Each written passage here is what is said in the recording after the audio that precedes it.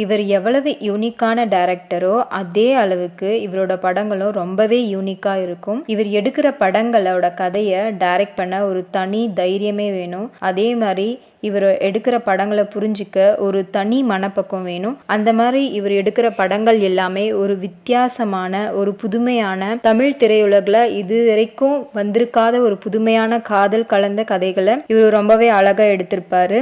இப்படி இருந்தாலும் இவரோட வாழ்க்கையில காதல் தோல்வி, திருமண வாழ்க்கையிலையும் தோல்வி, அது மட்டும் இல்லாம இவரோட ஒரு விழித்திரையில கேன்சர் நோய் ஏற்பட்டு அதை அகற்றி சிகிச்சை பண்ணியிருக்காங்க. இந்த மாதிரி அவரோட வாழ்க்கையில பல கஷ்டங்கள் இருந்தாலும் இவர் தமிழ் திரையுலகத்துல மக்களோட மனசுல நீங்காத இடம் பெற்றிருக்காரு.